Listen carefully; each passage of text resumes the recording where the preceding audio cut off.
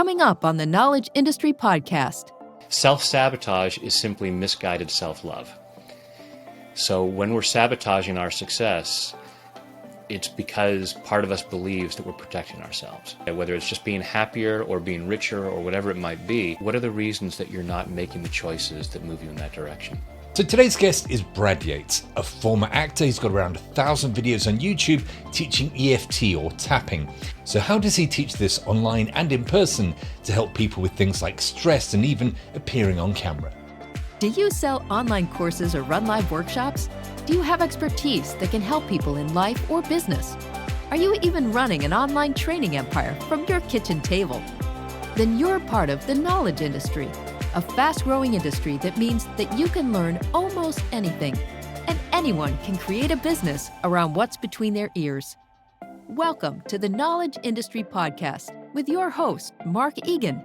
So Brad, great to talk to you. First of all, set the scene. Where are you? Where are you talking to me from now? I am speaking to you from beautiful Sacramento, California, from my office, which is a shed in my backyard. You know what? Nowadays, I think there are a lot of people working from sheds in their backyard, but that's a whole nother topic. Now, if you look at your About You page, it says EFP tapping and a million other things, which we'll come on to. But we should probably start with a simple question, because if you are at a party and you say to somebody, I'm an expert on tapping, they probably say, look, great, I really want to know what my wife says on the phone calls. Could you kind of listen in for me? They've watched too much Homeland or something. But tapping or EFT is another name for it. My limited knowledge of this, I was thinking back when I first became aware of it, and I think it was my favourite football team, or soccer as you call it, is Arsenal. And I remember seeing the teams lining up, ready to walk out through the tunnel onto the field, and there's this big German defender called Per Mertesacker, and he was just tapping furiously on his chest. And I'm thinking, what's wrong with him? He looks really nervous. I mean, it's a big game, he doesn't look like he's really composed. And I looked at the comments on social media and people said, oh, it's tapping. He's obviously just calming himself down and getting focused before the game. And I'd never heard the term before. So for people who've never heard about, I know most people maybe now have some awareness. How would you describe it? Yeah, excellent. And what a great story. I was not aware that a member of Arsenal had done. I've seen video of Olympic athletes using it. I've seen the captain of one of the Australian Football League players tapping, but I have not seen Arsenal. And I've been in Arsenal Stadium.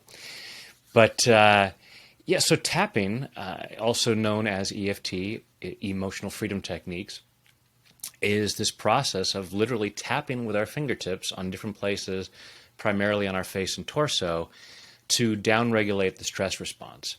And I know that for folks who this is the first time they've heard of it, it sounds a little strange, just as the reaction of watching this footballer coming out of the hole tapping on himself. But it's based on acupuncture. So for thousands of years in Chinese medicine, they've said there's this flow of energy through the body along these pathways called meridians. And when this energy is flowing naturally, we experience our natural state of health and well-being, physically and emotionally. And when this energy gets blocked and stuck, we don't feel so good.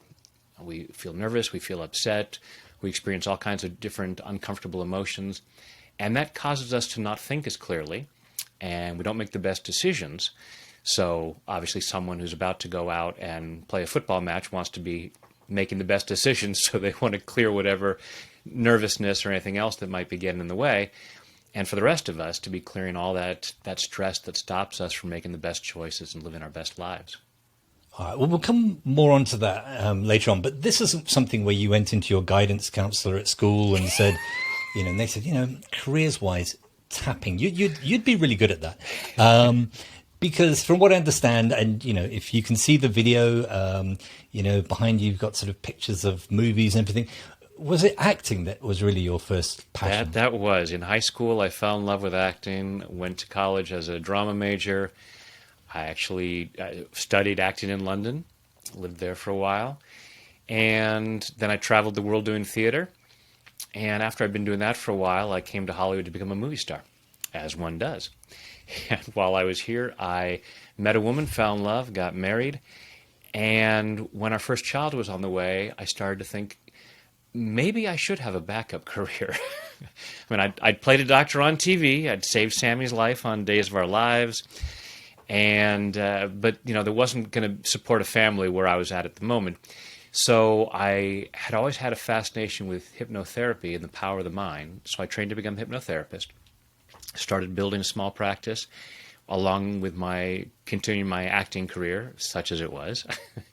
And after a couple of years, when our second child was on the way, I realized personal development work really feels like my calling. This is really what feels right for me to do, what I enjoy even more, as much as I loved acting. And we left Los Angeles, moved to Northern California to be closer to our families. And through some other hypnotherapists, I heard about this energy psychology and this tapping process. So I went to this conference in Las Vegas and learned this technique, and it just changed the direction of my practice. I started introducing it little by little into my hypnotherapy sessions, and little by little they became tapping sessions. You started to also make videos on YouTube, didn't you? So how did YouTube play a part in all of that? So I learned EFT in 2000. Around 2007, YouTube was still a fairly new thing, maybe a year or two old.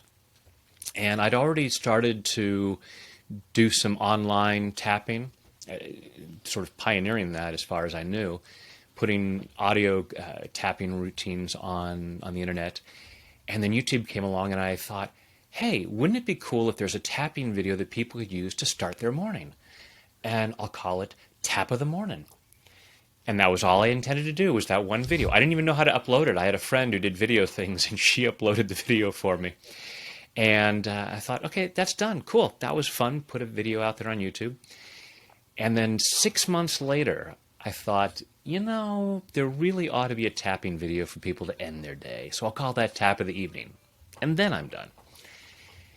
And then a little while later, had another idea, and then another idea. And now I have over 1,000 videos on YouTube. And I mean, how do you keep coming up with ideas for those? Because by being human. Experiencing the human condition and thinking about what could tapping help people with. And so I cover all sorts of physical issues, emotional well-being issues. Anxiety is one of the most popular videos.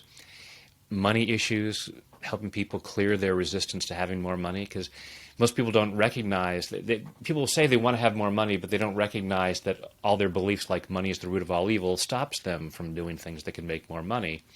So using this stress relief technique for clearing out that stress around money allows people to actually use their gifts and talents to be more successful. So there's even ones for sports, for just like Arsenal's using. So, I mean, talking about gifts and talent, connecting two things here. Acting, you said you came to London, you were trained and everything. How does that help when you're trying to teach people online? Well, it certainly helped me in terms of making YouTube videos, because a lot of people, and especially nowadays when marketing is so geared towards video, everyone's saying, oh, you have to do videos. And a lot of people freak out about that. I'd already been doing that for a long time. I had classes in acting on camera. I'd spent a lot of time on camera and watching myself on camera and analyzing my acting on camera.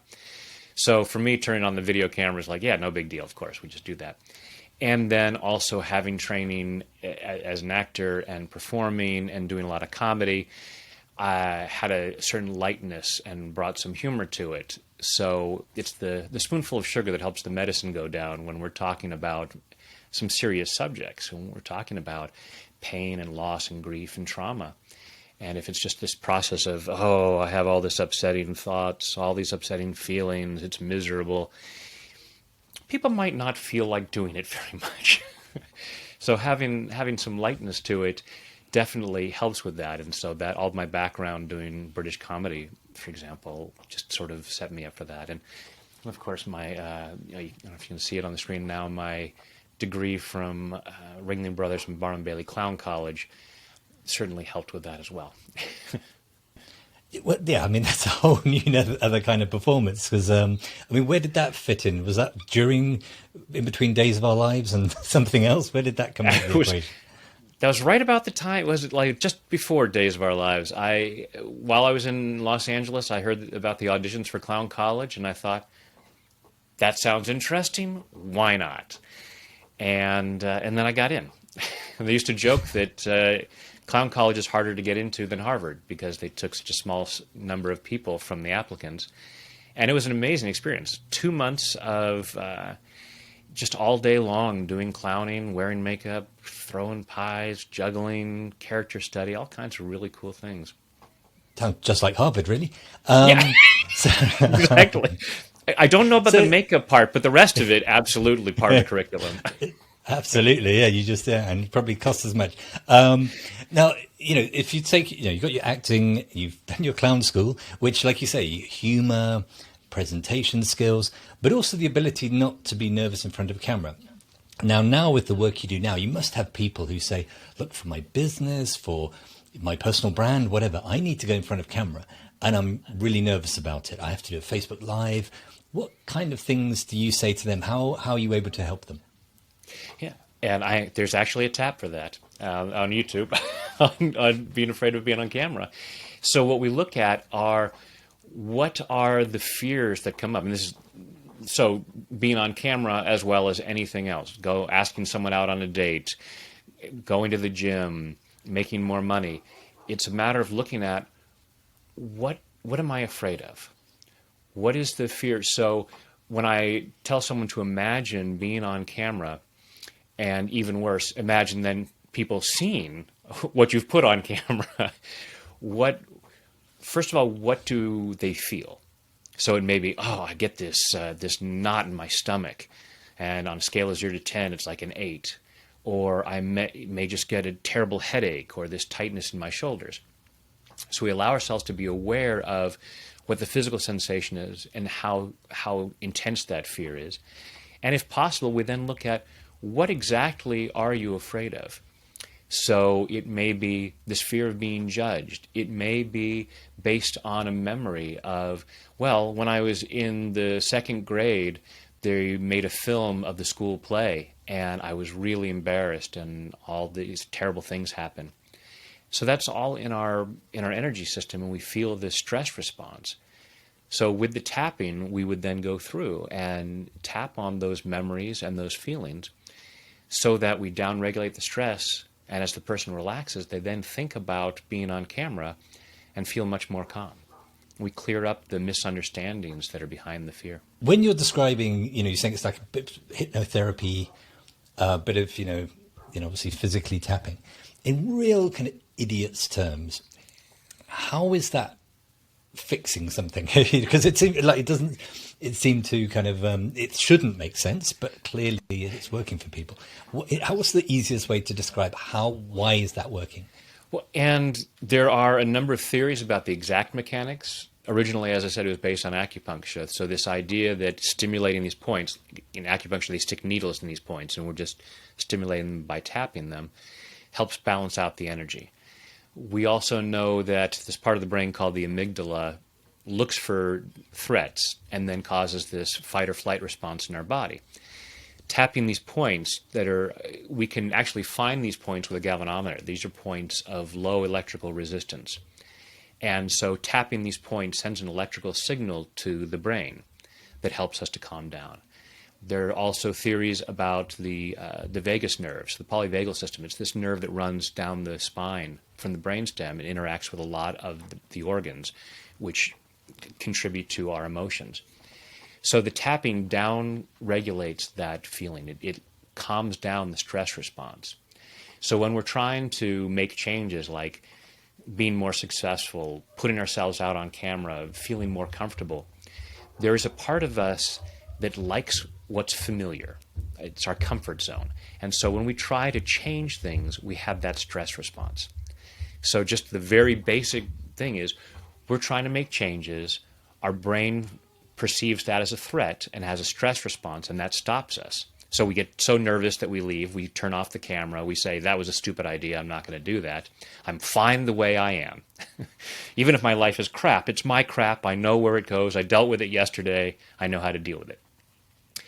So as we think about that and we go through this process and we calm down that stress response and we feel more relaxed, we start to say, oh, you know what? The truth is I deserve better than this. I'm capable of more than this. And it's okay for me to relax. I don't have to be so afraid. Obviously, you mentioned earlier about like 1,000 videos on YouTube. If that's the case, why would anybody buy your course or your training if there's so much out there?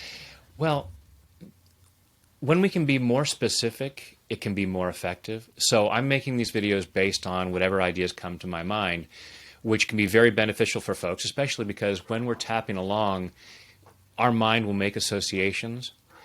But our mind is also brilliant at stopping ourselves from making associations. It might say, oh, okay, we can release a little bit of that stress, but not all of it, because there's this whole thing that I'm not going to let you know about. So when I'm working with somebody one-on-one, I'm able to hear exactly what's going on with them. I can hear their story, and I can pick up things that they're not aware of. So it's like exercise.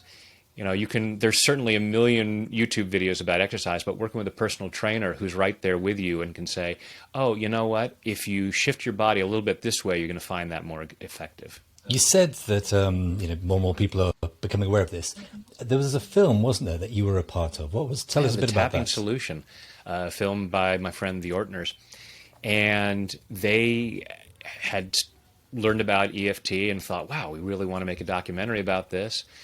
And it was funny because at this point, two of the people they brought into the film were Joe Vitale and Bob Doyle, who had been in the movie The Secret. They found out that some of the people in the film The Secret were using tapping, and they were both friends of mine, and they both said, "Oh, you got to get Brad Yates in the film."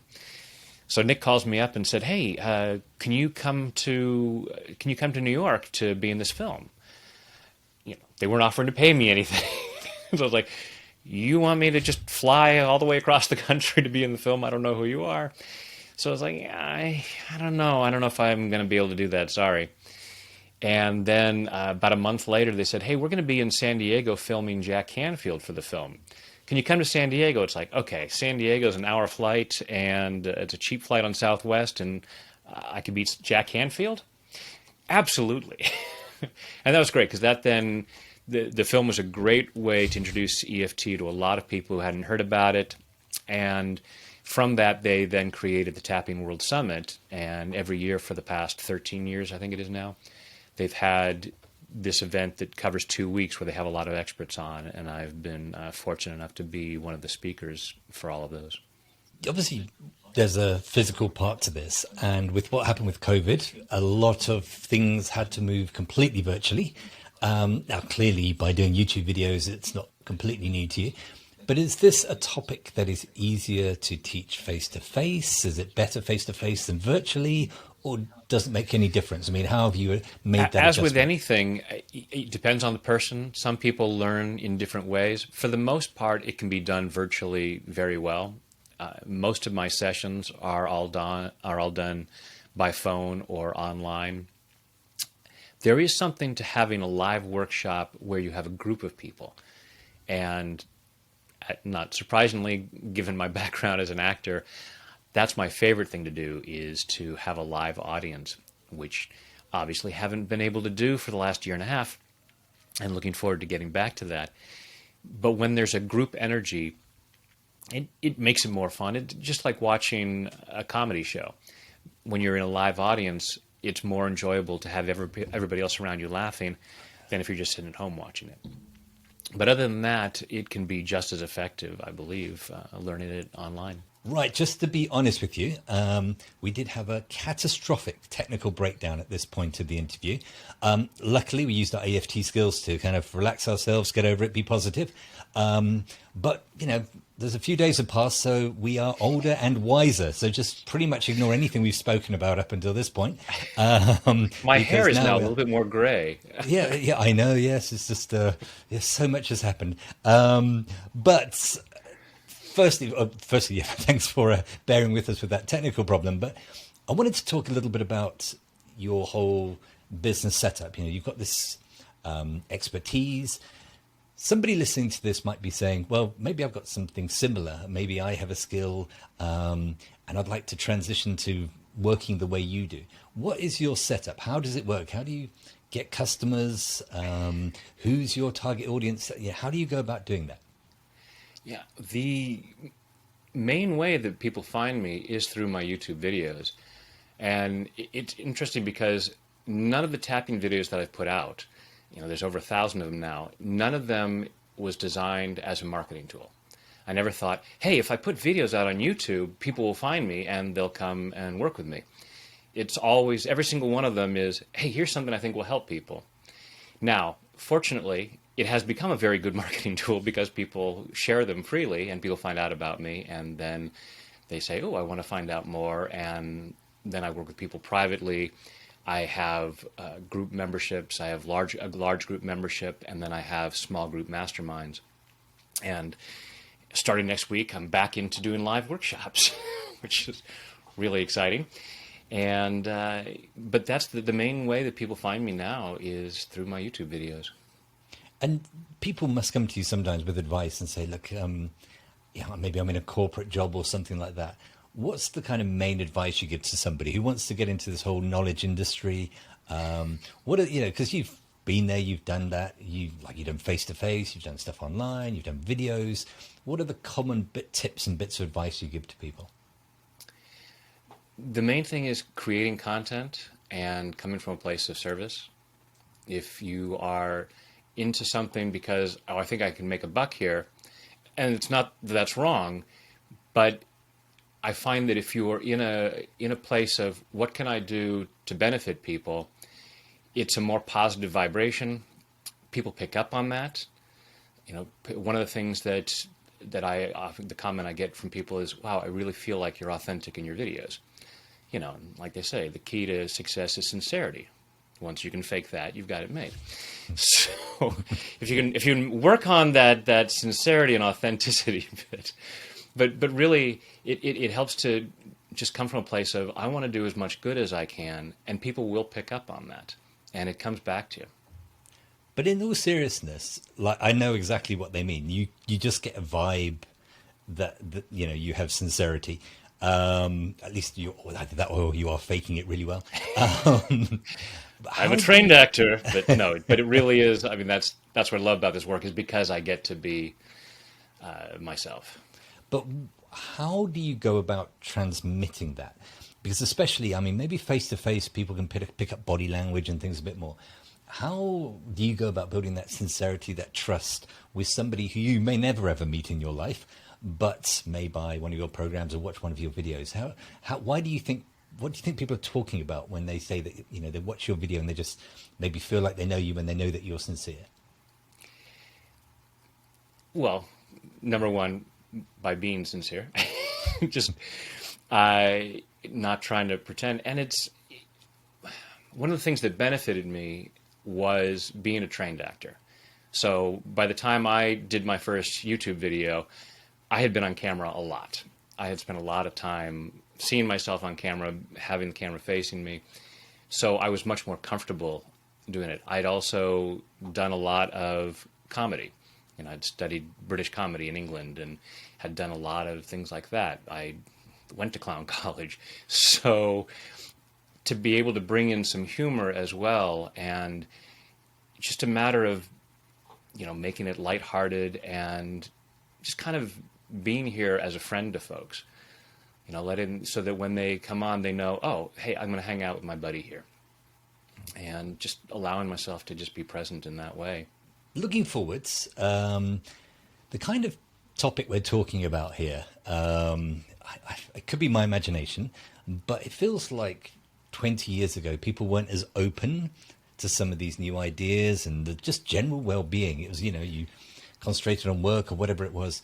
It feels like there are certain topics which now people are willing to kind of invest in and learn more about. Do you see that as a kind of a trend, that people are a little bit more open-minded to maybe some more unconventional methods or methods they didn't know about before? Absolutely. One thing is that certainly with social media, ideas get transmitted much more easily, much more quickly. And so what was totally unfamiliar and would have stayed unfamiliar decades ago, now in a matter of days might become known and, oh yeah, I've seen that before. And so we break down some of that resistance. There's also a greater demand for it because also because of social media and the information age, most of us are walking around with a device that is constantly telling us to be stressed out. Hey, how you doing? Oh, okay. Let me give you something to be upset about. Here's something else that you should worry about. So I think that we are experiencing much higher levels of stress than we would have back in the day, even though life had its challenges. Certainly life was harder in a number of different ways, and humanity has gone through all kinds of really stressful times. You know, the 1918 pandemic, the world wars, things like that. But on a day-to-day basis, we lived our lives. We didn't have a lot of contact with the outside world. We might read a newspaper, but we weren't having constant reminders of things going on. And so now we have so many things triggering our stress mechanism. So I think more people are finding, yeah, you know what, I'm not okay all the time. And we're also more aware of what's possible. And so we also, not only are we dealing with that stress and trying to minimize that stress, there's also a sense of, wow, there's more available than I might have thought was possible in the past. And what can I use to be a better version of myself, a stronger version, a more successful version of myself? And is that the problem that most people are coming to you with, you know, the stresses of modern life with social media and all the demands on them, and they need a tool to deal with that? Is that the kind of the main thing that people are coming to you for? You know, they come to me with all kinds of different things. It may be trying to be more successful in their business. It may be trying to be healthier. It may be just trying to have more peace of mind. I've worked with people trying to have a stronger spiritual connection. But all of it comes down to, ultimately, our stress responses that stop us from making better choices and taking better actions. Whatever it is that we want to create, there are things that we can do to do that. There are choices we can make. But we say, you know, I want to be healthier. But on a day-to-day basis, we're making choices of, I want to be healthier, but I feel like going to the all-you-can-eat buffet today and having 3 desserts. You've heard about my day then. Yeah. It's not that we're bad or stupid. It's just that we have all of this programming, and it's going on at such an unconscious level. And so when we try to make a better choice, a choice that leads to greater success or greater health, greater spiritual connection, whatever it is, the extent to which we're not doing that is the extent to which we're resisting it. And we're having some kind of stress response based on some old memory, some old belief about ourselves or about the world, our beliefs about what it means to be healthier. Oh, that might mean I'll be more attractive to people. I'll have to deal with people in a different way. If I have more money, there's all kinds of consequences to that. And so part of it says, at a very unconscious level, yeah, you know what? We're not ready for that. So let's not make that program. Let's not write that book. Let's not call that person. Let's not go on that interview. And we'll beat ourselves up later for not doing that. But at the same time, we feel like we're protecting ourselves.